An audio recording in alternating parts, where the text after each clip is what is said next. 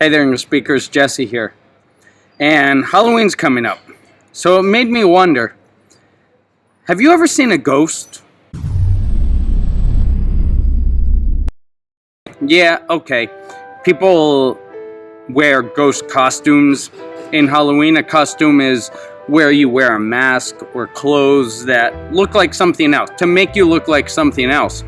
But, have you ever seen anything or experienced anything that you think could have been a ghost? Well, I'm going to tell you a story about the time that I experienced a ghost or some sort of strange phenomenon. I'm going to share it with you. I've shared it in one of my courses, in one of my classes. I'll put a link in the description box below. And in that course, you have activities, and I'll teach you the expressions that I use in my story. But it happened a couple years ago when I was home alone with my little daughter, who was less than 1 year old at the time, only a few months old actually. So I'm going to share that story with you, and I'd like you to do two things. I'd like you to tell me first what you think that was. You're going to hear what the experience was, and I want you to tell me what you think it was. And two, I'd like to hear your ghost story. If you've ever seen a ghost, we've all seen weird things or have weird things happen to us, right? Right? So I'd like you to tell me your ghost story. So here's how it goes.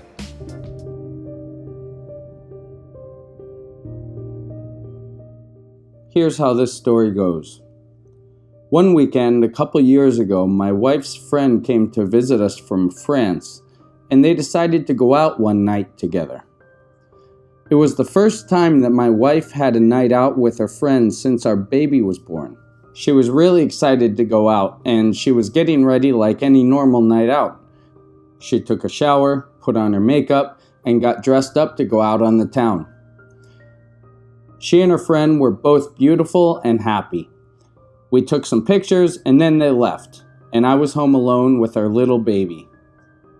It was nighttime, so she was fast asleep. Going back, I used to be into meditation, so I thought I would take the opportunity of being home alone to try to meditate and clear my mind. I went out on our balcony and started some breathing exercises. I know it sounds a little strange, but it's very good for your health and your mind. You should try it. However, I couldn't focus because I thought, if Sophia starts crying, I might not be able to hear her. I should go back inside. When you're a new parent, you freak out over everything. So I went back inside, and then I went into the bedroom to lie down. When you have a new baby, you can't stop watching them. Of course, Sophia was only a couple months old at the time, so she was sleeping in our bedroom. The way the room was set up, her crib was at the foot of our bed, perpendicular to it, and I went in to lie down across the bed just to relax and watch her sleep a bit. I was lying face down watching her through the bars in the crib. It was great. I wasn't sleeping, just watching in amazement that she was here with us. Before long, my mind began to sink into a calmness as my body began to sink into the bed. This is where things started to get weird. I still had my eyes open, so I knew I wasn't asleep yet, but I felt a presence in the room. I knew it wasn't a person, so I wasn't really afraid yet, but my heart began beating faster. For some reason, even though my eyes were open and I was aware of what was going on, I couldn't move a single muscle in my body.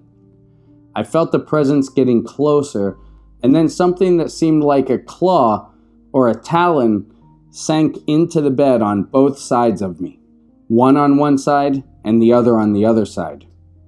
My heart was racing, but I still couldn't move. Suddenly, as I felt this thing lean down above me, I snapped out of it and pushed myself up to stand up. Nothing was there. I shook my head to clear my mind and wondered what that was. I looked down into Sophia's crib, and she was still sleeping as if nothing had happened. But it felt so real. What was that? I still wonder to this day.